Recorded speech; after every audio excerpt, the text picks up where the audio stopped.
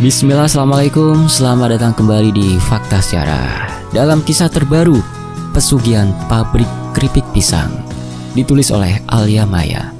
Sebelum saya membacakannya, semoga teman-teman dimanapun berada selalu dalam keadaan sehat, murah rezeki, dan selalu dipermudah urusannya. Mari kita mulai hiburan misteri ini.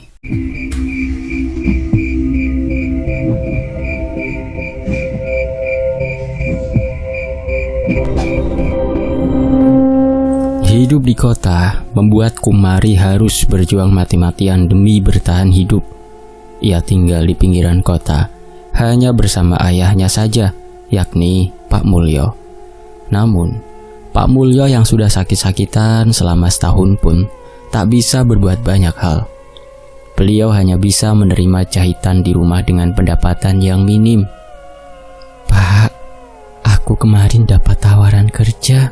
Gajinya lumayan," ucap Kumari sembari menyiapkan sarapan. "Kerjaan di mana, Nduk?" tanya Pak Mulyo. "Di pabrik keripik pisang, tapi gajinya lumayan, Pak. Ada bonus lemburan juga.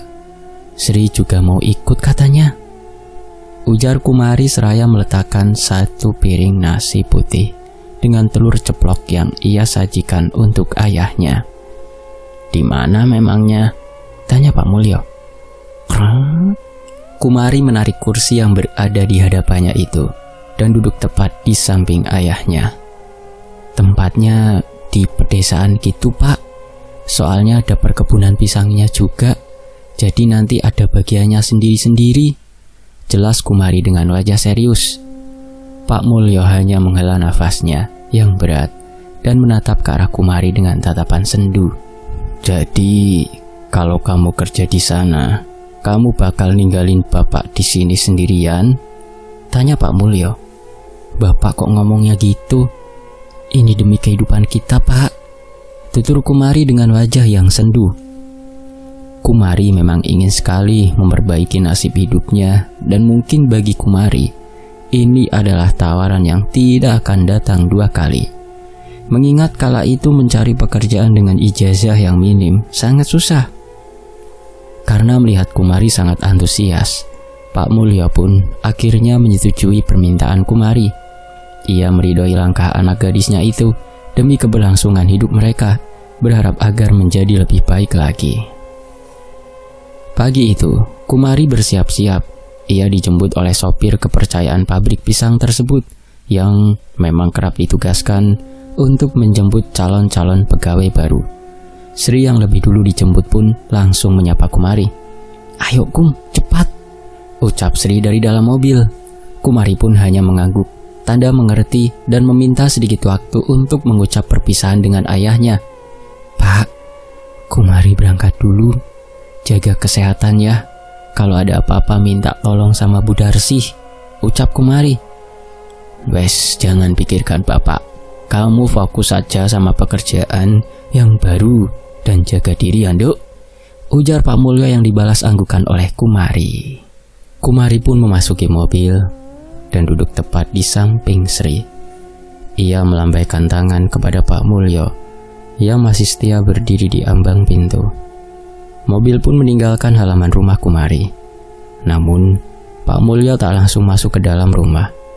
Ia masih terus mengamati mobil tersebut dengan perasaan yang risau. "Semoga Gusti Allah selalu melindungimu, Dok," batin Pak Mulyo. Di dalam mobil, rupanya sudah ada beberapa calon pegawai. Dan disitulah mereka saling mengenalkan diri masing-masing.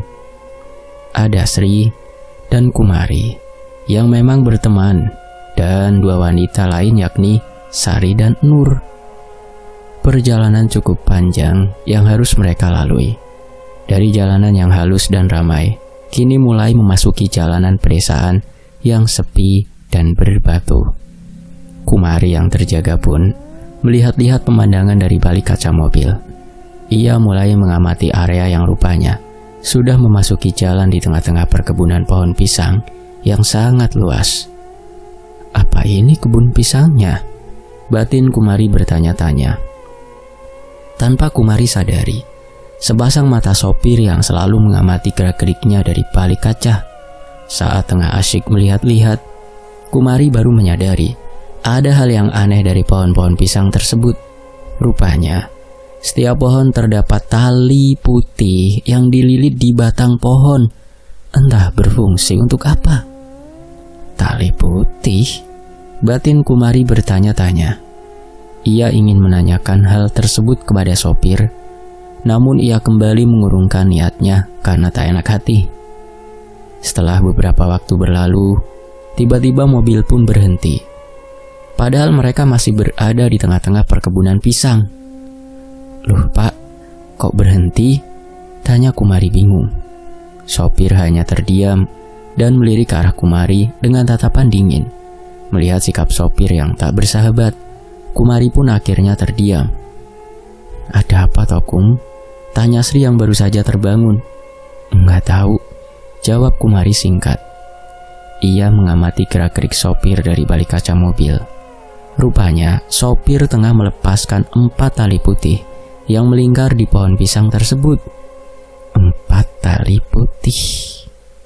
Setelah mengambil tali putih misterius itu, sopir kembali ke dalam mobil dan melanjutkan perjalanan. Kumari yang melihat adegan tersebut pun penasaran dan ingin bertanya, namun ia ragu-ragu dan pada akhirnya memilih bungkam.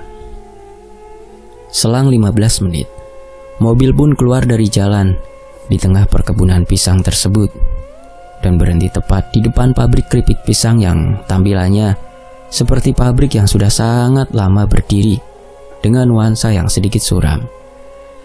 Cat gerbang yang memudar dan gerbang yang lumayan berkarat. Tiba-tiba satpam pabrik pun membuka gerbang tersebut dengan lebar dan membiarkan mobil masuk ke dalam area pabrik. "Udah sampai ya Pak?" tanya Sri spontan seraya mengusap-usap matanya. Pak sopir hanya terdiam kaku. Lalu ia mengeluarkan tali putih yang sebelumnya Kumari lihat sewaktu di perkebunan pisang. "Kalian pakai ini sebagai gelang," titah sopir seraya memberikan tali tersebut satu persatu. "Ini tali apa Pak? Kok kita harus pakai tali beginian?" celetuk Sari dengan wajah penuh tanda tanya. "Kalau mau kerja di sini, ikut saja peraturan yang ada. Jangan terlalu banyak tanya, apalagi tahu banyak hal," jawab sopir dengan nada dingin. Dengan terpaksa, mereka pun menurut saja dan memakai tali putih tersebut masing-masing di pergelangan sebelah kanan. Setelah memakai tali tersebut, mereka diminta turun dan diantar ke mes tempat mereka beristirahat. "Wah, luas banget pabriknya," tutur Sri saat baru keluar dari mobil. Sopir pun hanya mengamati dengan tatapan tajam ke arah mereka dan memberikan isyarat bahwa mereka harus mengikuti langkah kakinya. Saat Kumari tersadar, ia meminta rekan-rekannya untuk fokus dan berjalan membuntuti sopir. Mereka berjalan menyusuri samping pabrik yang rupanya ada sebuah bangunan lawas yang sudah cukup usang, namun dipenuhi beberapa kamar mes untuk karyawan dan karyawati. Semua yang bekerja di sini diwajibkan tinggal di mes agar mereka bisa disiplin mengenai jam kerja. "Di sini tempat tinggal kalian. Nanti ada Bik Mina yang mengurus dan yang akan mengantarkan kalian ke kamar," ucap sopir. Sopir pun berlalu pergi begitu saja meninggalkan 4 gadis yang masih kebingungan. Saat mereka tengah bingung, tiba-tiba ada sosok wanita tua, yakni Bik Mina, yang menghampiri mereka. "Kalian sudah sampai? Mari ikuti saya," ucap Bik Mina dengan ramah. "Baik Bik," jawab Kumari. Mereka memasuki bangunan mes dengan 2 lantai. Lantai bawah khusus untuk para laki-laki, sementara lantai atas untuk para perempuan. Kondisi mes pun cukup suram dengan bohlam berwarna kuning, membuat suasana semakin mencekam. "Ini beneran mes buat kita? Kok malah lebih mirip kayak bangunan tua yang gak berpenghuni?" celetuk Sari. Mendengar ucapan Sari, sontak Bik Minah melirik ke arah Sari dan menatap tajam. Sri yang merasa tak enak hati pun mencoba mencairkan suasana. "Hush, jangan ngomong begitu," tegur Sri kepada Sari seraya memberi kode dengan cara menginjak kakinya pelan. Sementara Kumari dan Nur hanya terdiam saling tatap dan kembali mengamati area mes tersebut. Kalau tinggal di sini, kalian harus tahu adab dan tidak berbicara sembarangan, tutur Bu Mina. Maafkan sikap kami, Bi, ucap Kumari yang tak mau ada masalah. Bi Mina pun terhenti di salah satu pintu kamar paling ujung. Ia membuka pintu dengan kunci yang ia pegang. Ceklek, ceklek, kreng. Suara daun pintu yang khas terbuka dengan lebar, memperlihatkan kondisi kamar tersebut, yang terlihat memiliki 4 ranjang dengan ranjang besi yang sedikit usang. Masing-masing di samping ranjang ada meja laci kecil dan 1 lemari kecil untuk menyimpan pakaian. Ini kamar kalian, ujar Bi Mina. Kumari, Sri, Nur, dan Sari pun mulai memasuki kamar tersebut dan memilih ranjangnya masing-masing. Kalian bisa istirahat dulu. Kalau butuh apa-apa tinggal panggil saya. Saya ada di lantai bawah, tutur Bi Mina. Maaf Bi, kamar mandi di mana ya? Tanya Kumari. Di lorong paling ujung dekat tangga, jawab Bi Mina singkat. Terima kasih Bi, ucap Kumari yang dibalas anggukan oleh Bi Mina. Bi Mina pun berlalu pergi dan membiarkan mereka berkemas dan beristirahat karena mereka akan memulai pekerjaannya esok hari. Ada yang ngerasa aneh gak sih? Celetuk Sari tiba-tiba. Aneh gimana? Tanya Sari. Ya aneh aja. Masa kita harus pakai gelang dari tali kayak gini? Fungsinya apa coba? Gerutu Sari seraya melihat tali tersebut yang masih terlilit di pergelangan tangannya. Nggak perlu memikirkan hal yang bikin pusing. Niat kita kesini itu kerja, jadi mending fokus sama kerjaan kita aja, celetuk Kumari.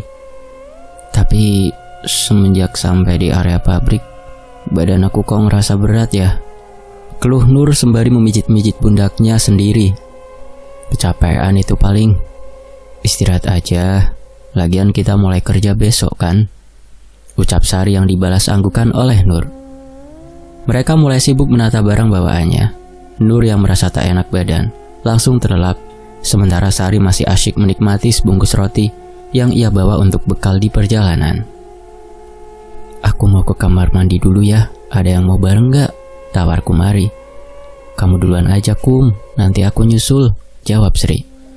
Kumari pun melenggang keluar kamar seorang diri, menyusuri jalan lorong yang sunyi, karena para karyawan dan karyawati masih bekerja sampai pukul 5 sore, sedangkan saat ini masih pukul 3 sore. Sesampainya di depan kamar mandi, Kumari terdiam. Ia menelan salivanya, melihat kondisi kamar mandi yang cukup suram, dan hanya diterangi dengan lampu bohlam berwarna kuning. Dengan ragu-ragu, Kumari memasuki salah satu kamar mandi dan mulai membersihkan tubuhnya. Saat asyik mandi, tiba-tiba Kumari mendengar seperti ada yang mandi juga di bilik sebelah. Awalnya Kumari mengira itu Sri atau Sari. Sri? Sari? Panggil Kumari dengan lantang. Hening, tak ada jawaban. Suara percikan air pun tiba-tiba menghilang, seperti tak ada tanda-tanda kehadiran seseorang. Sontak membuat bulu kuduk Kumari meremang. Ia pun bergegas mengenakan pakaiannya dan keluar dari bilik. Saat melihat sekitar, rupanya tak ada siapapun. Kumari hanya seorang diri di sana. Ia terdiam sejenak dan tiba-tiba saja lampu bohlam padam. Klek. Pergi dari sini kalau ingin selamat. Duh. Terdengar suara Paro yang aneh, entah datangnya dari mana.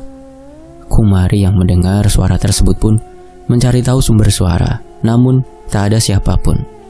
Kumari yang merasa ada hal yang aneh bergegas pergi meninggalkan kamar mandi. Ia berlari kecil dan langsung masuk ke dalam kamar mes dengan nafas yang tersengal-sengal. Kenapa kamu Kum? Tanya Sri terheran.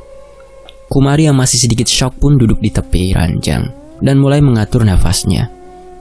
Tadi ada suara aneh di kamar mandi, ujar Kumari dengan wajah yang ketakutan. Suara aneh? Suara apa emangnya? Tanya Sari yang ikut penasaran. Kumari mulai menjelaskan apa yang ia alami barusan. Seketika Sri dan Sari yang mendengar pun merinding, dan yang awalnya hendak mandi akhirnya mengurungkan niatnya dan memilih menunggu para penghuni mes pulang. Kan aku bilang apa? Kayaknya ada yang aneh sama tempat ini, celetuk Sari. Siti dan Kumari terdiam dan saling tatap. Sementara Nur, ia masih terlelap. Namun, Nur sama sekali tak ada pergerakan. Bahkan hanya sekedar membenarkan posisi tidurnya pun tidak. Masih dengan posisi yang sama, yakni meringkuk dan membelakangi teman-temannya. Untung aku udah mandi, celetuk Kumari seraya merebahkan tubuhnya. Tahu gitu mending tadi kita rame-rame aja ke kamar mandinya, ucap Sri menyesal. Ya udah, kita tunggu orang-orang aja, celetuk Sari. Ting tong, ting tong. Terdengar suara bel menggema di pabrik dan di mes, menandakan bahwa jam kerja telah usai. Semua buruh pabrik pun berbondong-bondong keluar dan kembali ke kamar mes mereka masing-masing. Itu mereka, ucap Sri sumringah. Kayaknya kalau mereka udah pada pulang, mesnya gak terlalu serem deh, celetuk Sari. Dengan percaya diri, Sari dan Sri melenggang keluar kamar seraya membawa perlengkapan mandinya. Dan benar saja, kondisi mes cukup ramai. Ada yang baru memasuki kamar, ada yang sengaja kamar pintunya dibuka lebar-lebar, bahkan ada yang masih mengobrol sambil menaiki tangga. Begitu pula bilik kamar mandi yang berubah menjadi antrian panjang. Yah, ngantri deh, gerutu Sri seraya menoleh ke arah Sari. Kalian orang baru ya?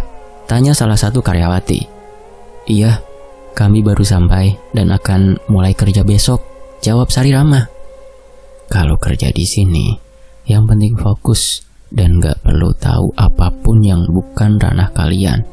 Semoga selamat, ucap karyawati tersebut dan berlalu pergi ke kamarnya. Mendengar ucapan karyawati tersebut, sontak Sari dan Sri pun saling tatap. Mereka tak mengerti apa maksud dari ucapan tersebut. Namun, Sri dan Sari tak mau ambil pusing dan kembali antri.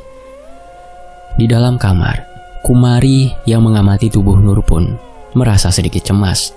Ia mencoba mendekati tubuh Nur dan duduk di tepi ranjang. Nur, udah mau maghrib, ucap Kumari yang mencoba membangunkan Nur. Namun, Nur masih terdiam dan tidak bergerak sama sekali. Nur, ayo bangun dulu.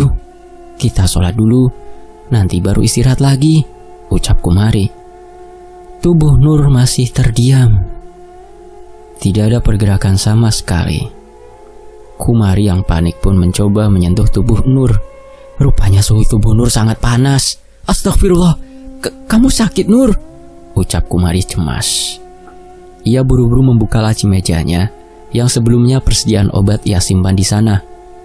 Kumari mengambil salah satu obat penurun demam dan memberikannya kepada Nur.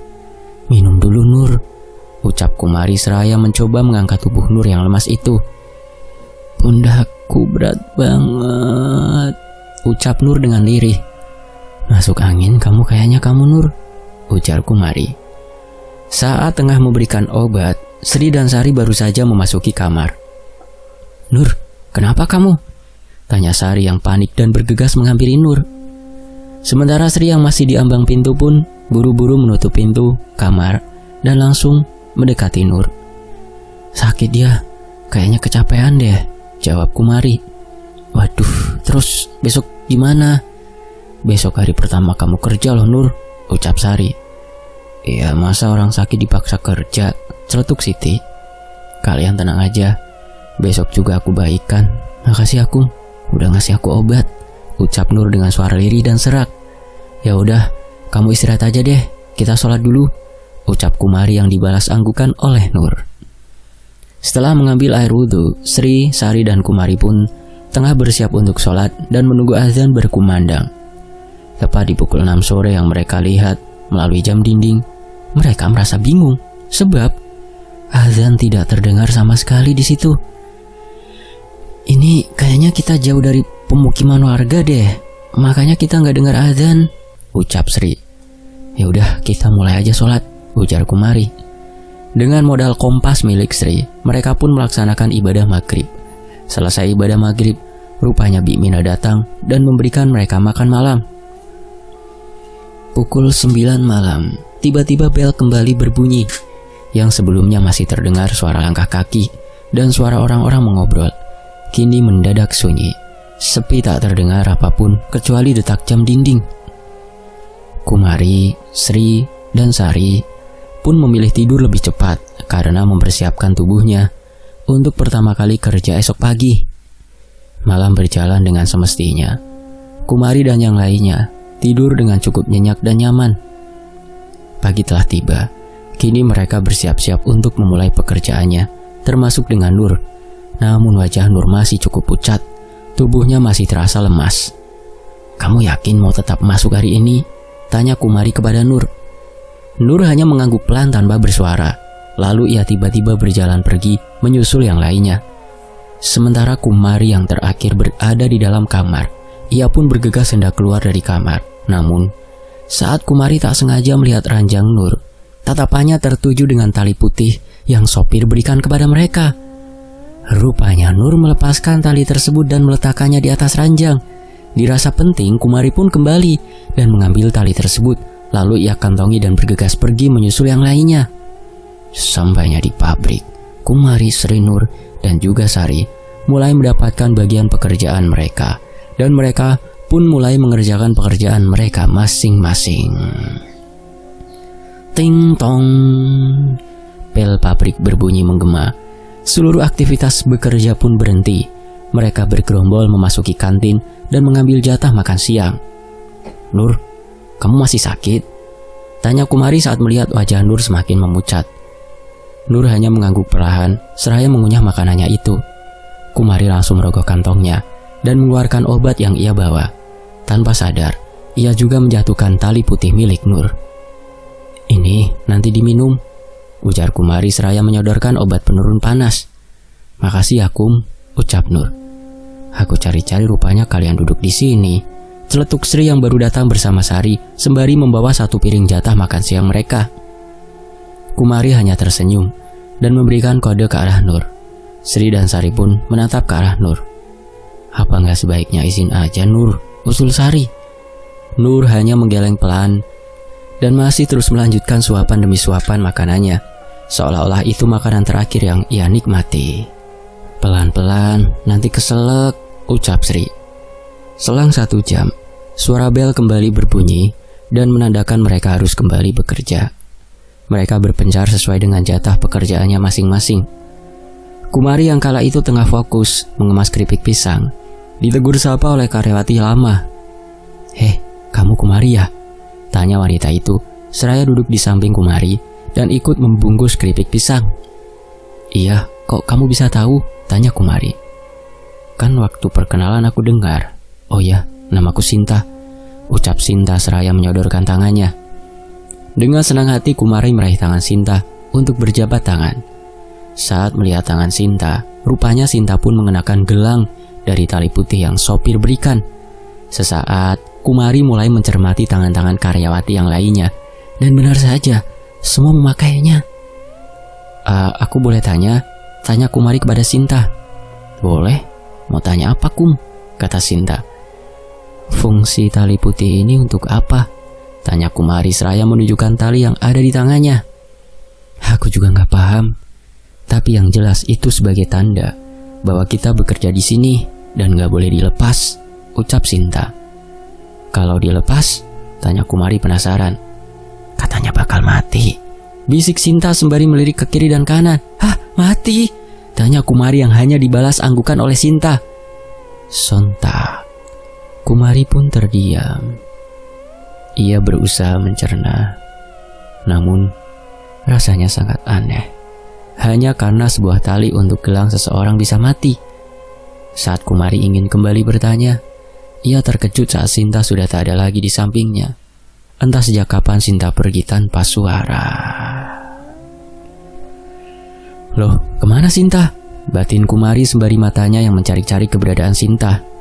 "Kerja yang fokus, jangan banyak ngobrol dan melamun," teriak mandor pabrik yang berhasil membuat Kumari terkejut. "Baik Pak," ucap seluruh pekerja dengan lantang. Kumari yang tak mau kena tegur pun memutuskan untuk fokus bekerja dan akan mencari Sinta nanti saat jam kerja usai. Karena banyak hal yang ingin ditanyakan mengenai aturan-aturan di pabrik ini. "Pergi dari sini atau mati," terdengar tepat di telinga Kumari, sehingga membuat Kumari sedikit terperanjat. dan menoleh mencari sumber suara tersebut. Namun, jarak tempat duduknya dengan karyawan lainnya itu tidak terlalu dekat sehingga menimbulkan pertanyaan di dalam benak Kumari. Suara siapa ya? Dan maksudnya apa? Gumam Kumari. Kamu anak baru jangan banyak melamun, tegur Pak Mandor yang tiba-tiba sudah berada di hadapan Kumari. Iya Pak, jawab Kumari terbata. Kumari pun kembali melanjutkan pekerjaannya dengan fokus sampai jam kerja usai. Hari pertama bekerja yang berjalan dengan lancar membuat Kumari merasa lega. Ting tong. Alhamdulillah, akhirnya selesai juga, kata Kumari. Seluruh pekerja termasuk pekerja yang berada di perkebunan pisang pun mulai berhamburan keluar. Kini Kumari, Nur, Sri, dan Sari saling berkumpul untuk pulang ke mes bersama-sama. Melihat kondisi Nur yang semakin pucat, Kumari yang khawatir mempertanyakan kondisi Nur saat itu. Besok izin aja dulu ya. Kalau dipaksa nanti kamu makin parah sakitnya Nur, usul Kumari. Iya Nur, pucat banget gitu loh kamu, timpal Sari. Sementara Sri hanya terdiam mengamati obrolan mereka. Tanpa sengaja, ia melirik ke pergelangan tangan Nur yang terlihat membiru. Nur, tanganmu kenapa? Dan tali putih itu di mana? Tanya Sri. Spontan, Nur melihat tangannya yang sudah membiru pun terkejut dan membelalakan matanya. Ia merasa tak terbentur atau terkena benda-benda yang membuat tangannya memar. Aku juga nggak tahu. Kalau tali itu seingatku diranjang, ucap Nur. Aku udah lihat. Aku ambil juga bentar ya, ucap Kumari seraya mencari tali tersebut di kantong celananya. Namun hilang, tak ada sama sekali. Loh, kok nggak ada ya? Ucap Kumari cemas. Udahlah nggak apa-apa, orang cuma tali doang. Udah yuk ke mes, cepet sebelum maghrib nih, celetuk Sari. Mereka pun bergegas pulang ke mes. Sesampainya di dalam kamar, Sari dan Sri meminta lebih dulu untuk ke bilik kamar mandi. Sementara Kumari masih di dalam kamar menemani Nur. Nur, nanti minum obat lagi ya, ucap Kumari yang hanya dibalas anggukan oleh Nur. Tok tok tok. Terdengar pintu kamar diketuk dari luar. Kumari yang mendengarnya pun bergegas membuka pintu dan rupanya Bik Minah yang sudah di ambang pintu membawa jatah makan malam mereka. Sekilas, Bik Minah menatap ke arah Nur dengan serius. Matanya memicing seperti melihat suatu hal yang aneh, membuat Kumari bertanya-tanya. Ada apa, Bi? Tanya Kumari. Apa temanmu sakit? Tanya Bik Minah. Iya, Bi. Dari awal sampai sini, dia mengeluh, pundaknya berat, terus demam semalaman, ucap Kumari apa adanya. Tiba-tiba Bik Minah menerobos masuk dan menghampiri Nur. Lalu beliau meraih pergelangan tangan Nur dan melihat ada luka lebam mengelilingi pergelangan tangan. Talimu di mana? Tanya Bik Minah dengan wajah cemas. Nur hanya menggeleng pelan. Kumari yang masih di ambang pintu pun bergegas mendekati Bik Minah dan menceritakan soal tali tersebut. Duh Gusti, celetuk Bik Minah. Ada apa sebenarnya, Bi? Tanya Kumari penasaran. Bik Minah terdiam. Ia hanya menoleh menatap sendu ke arah Nur dan berlalu pergi meninggalkan segudang pertanyaan yang ada di benak Kumari. Kumari yang tak mendapatkan jawaban pun terdiam sejenak. Ia berpikir akan mencari tahu sendiri mengenai tali yang ia pakai itu. Malam berlalu. Seperti biasa pukul 9 malam, bel kembali berbunyi. Tanda sudah tak ada boleh lagi yang berada di luar kamar dan menimbulkan suara bising. Hening seketika seperti tak berpenghuni. Peraturan yang aneh. Namun sebagai pegawai, mereka hanya bisa mematuhi peraturan yang ada tanpa bisa bertanya banyak hal. Malam itu, Kumari tidak bisa tertidur dengan pulas. Hatinya gelisah, entah memikirkan apa. Yang jelas suasana hatinya tak enak. Teng, teng, teng. Tepat pukul 12 malam, jam dinding berbunyi cukup nyaring. Biasanya jam tersebut tidak menimbulkan suara, walaupun sudah jam 12 malam. Saat Kumari benar-benar ingin terlelap, ia terkejut melihat Nur yang tiba-tiba membuka pintu kamar dan keluar. Nur, mau kemana dia? Batin Kumari. Khawatir dengan temannya itu, Kumari memutuskan untuk mengikuti Nur dari belakang. Awalnya, Kumari mengira Nur hendak ke kamar mandi. Namun, justru Nur menuruni anak tangga. "Loh, mau kemana dia?" celetuk Kumari. Kumari masih terus mengikuti langkah Nur. Rupanya, Nur keluar dari area mes dan berjalan menuju gerbang pabrik. Suasana yang gelap mencekam pun membuat Kumari ragu untuk tetap melanjutkan langkahnya atau tidak. Namun, ia kembali mengkhawatirkan nasib Nur dan penasaran apa yang akan Nur lakukan, sehingga mau tak mau Kumari terus mengikuti Nur. Sesampainya di gerbang, tiba-tiba Kumari melihat sosok dua pria yang sudah menunggu kehadiran Nur. Mereka membuka gerbang, lalu berjalan bersama berdampingan dengan Nur. Bergegas, Kumari mengikuti langkah mereka yang rupanya memasuki area perkebunan pisang. "Loh, mau dibawa kemana Nur?" batin Kumari dengan wajah kebingungan. Tanpa ada penerangan sama sekali, hanya terbantu oleh sinar rembulan malam itu, Kumari mulai menyusuri perkebunan pisang tersebut. Kumari mual dan hampir muntah. Sesaat ia baru saja melangkah masuk, tercium aroma busuk yang sangat menyengat di area perkebunan pisang, membuat perutnya terasa diaduk-aduk. "Kenapa bau busuk banget begini?" celetuk Kumari yang hampir tak kuat menahan aromanya. Tanpa disadari, Nur semakin tak terlihat. Kumari yang panik pun bergegas mencari Nur dan menyusuri area perkebunan pisang tersebut. Kuak! Tiba-tiba terdengar suara burung gagak yang menggema dan kilatan petir yang menyambar-nyambar di langit, menandakan akan turun hujan. Kumari yang semakin panik terus berupaya mencari keberadaan Nur. "Nur!" teriak Kumari. "Kamu di mana?" teriaknya lagi. Serak, serak, serak. Langkah kaki Kumari terdengar menyusuri perkebunan pisang tersebut. Semakin dalam Kumari masuk, semakin menyengat aroma busuk tercium. Namun, Kumari yang khawatir dengan Nur pun terpaksa menahannya. Sesaat, betapa terkejutnya saat Kumari sudah menemukan Nur, namun dengan kondisi yang berbeda. Nur terdiam sendirian tepat di bawah pohon beringin yang terletak di tengah-tengah perkebunan pisang dengan tali putih yang menggantung. Kumari yang melihat adegan tersebut pun tercengang dan terdiam sejenak karena syok. Saat tersadar dan hendak mendekati Nur, tiba-tiba dua pria yang sebelumnya Kumari lihat pun muncul dengan membawa kepala domba utuh dan masih meneteskan darah. "Astaga!" ucap Kumari dengan mata yang membelalak dan tangan yang spontan menutupi mulutnya. Kumari hanya bisa bersembunyi dan terdiam mengamati gerak-gerik mereka. Dua pria tersebut tengah memutari Nur dan mengucapkan kalimat-kalimat yang Kumari tak mengerti.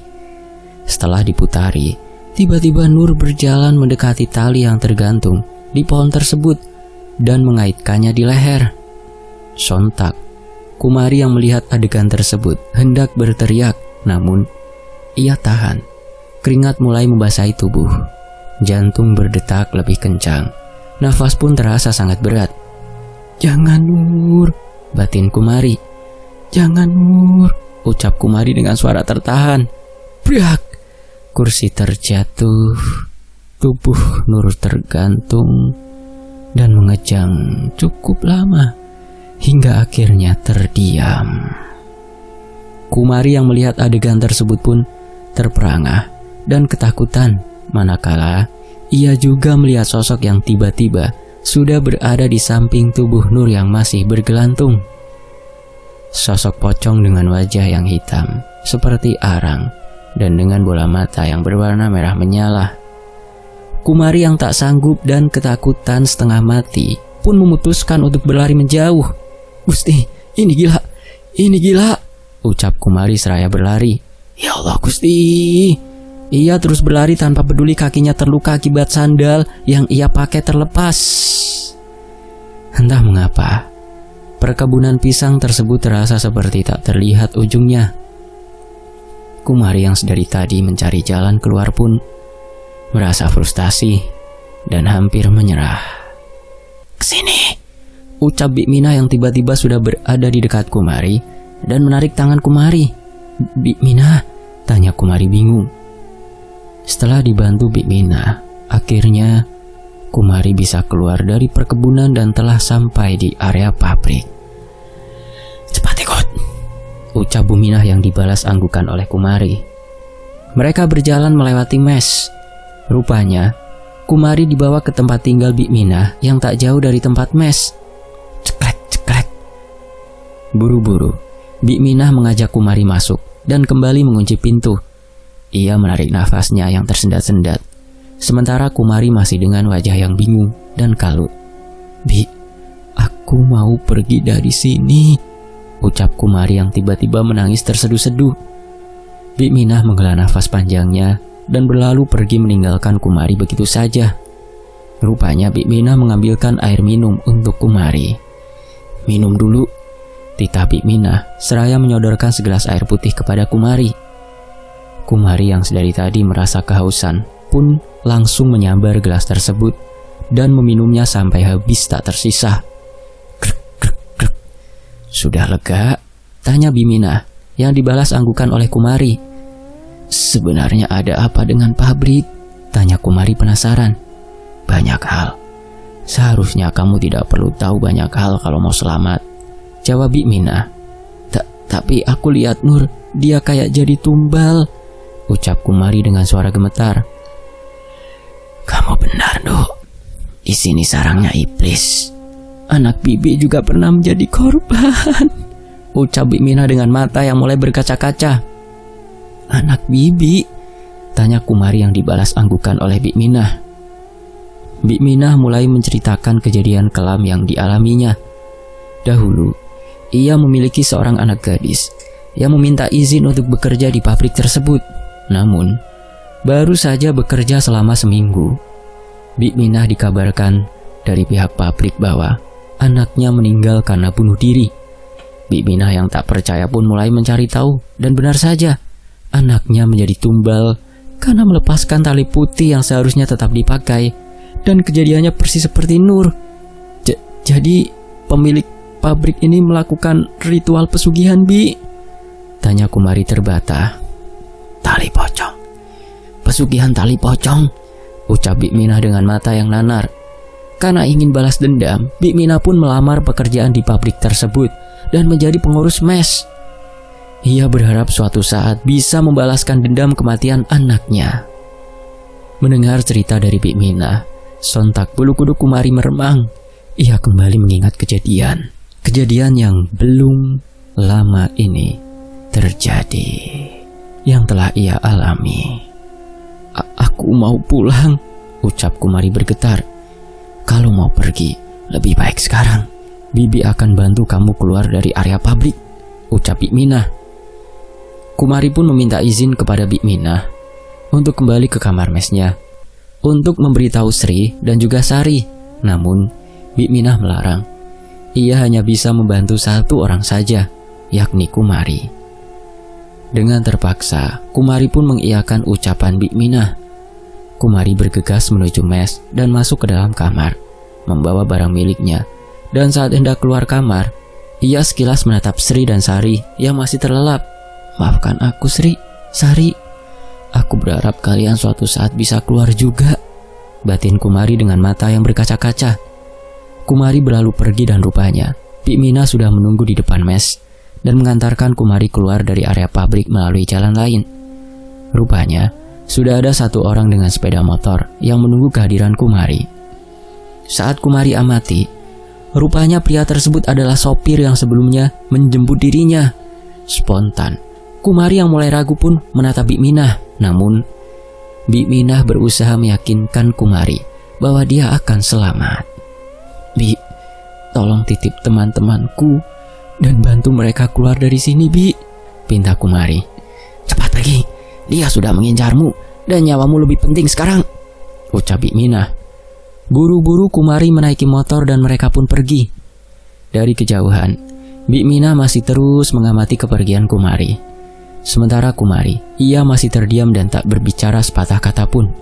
Tubuhnya terasa lemas, tenaganya terasa terkuras.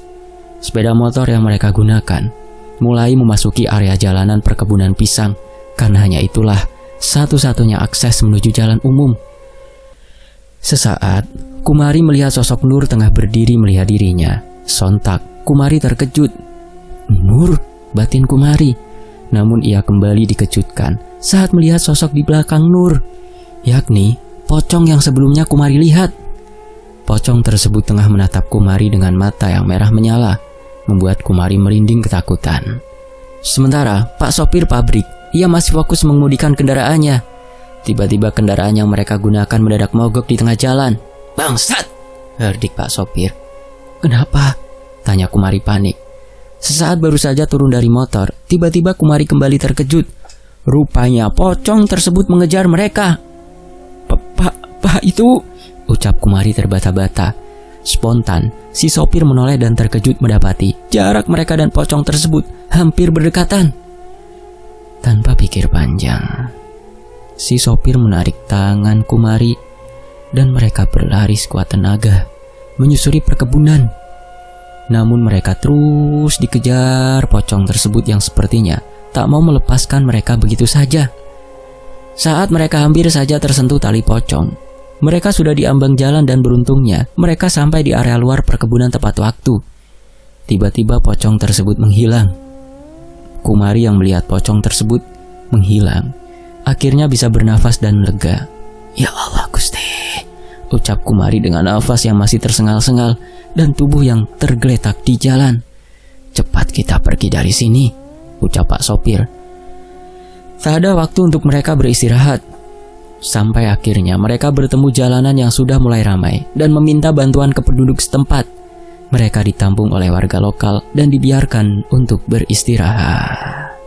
Awan yang semula gelap kini berubah menjadi terang. Tanda pagi telah tiba.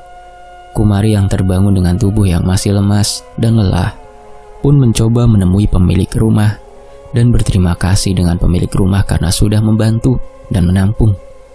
Setelah dijamu dengan baik, Kumari dan si sopir berpamitan untuk pergi menggunakan bus umum. Di dalam bus barulah mereka berkenalan. "Pak, kenapa sampean bantu aku?" tanya Kumari membuka obrolan. "Karena perintah Bik Minah," jawabnya singkat. "Namaku Santoso," ucap si sopir seraya menyodorkan tangannya. Dengan senang hati, Kumari pun menjabat tangan Santoso dan tersenyum. Kumari pun diantar sampai rumah oleh Santoso, dan di rumah Kumarilah Santoso mulai menceritakan kebenaran tentang pabrik tersebut. Ia memberitahukan bahwa dirinya dan Bik Minah mempunyai misi untuk membalas dendam.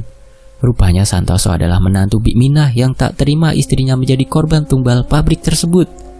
Mendengar kisah Kumari, Pak Mulyo pun berterima kasih kepada Santoso karena sudah menolong anaknya, dan kini Kumari bisa melanjutkan kehidupannya seperti sedia kala. Sementara itu, Kumari masih terus berharap Sri dan Sari bisa keluar dari sarang iblis tersebut dengan selamat. Selesai. Mungkin nanti penulisnya bisa nyambung ke bagian berikutnya atau gimana ya? Nanti saya coba tanyakan. Ini sampai di sini dulu ya. Tamat dengan berhasilnya Kumari lolos dari sarang iblis. Mohon maaf jika ada salah intonasi dalam membacakannya, dan fakta secara pamit dulu. Terima kasih untuk penulisnya. Terima kasih untuk teman-teman semua. Wassalamualaikum, tetap di Fakta Sejarah. Alhamdulillah.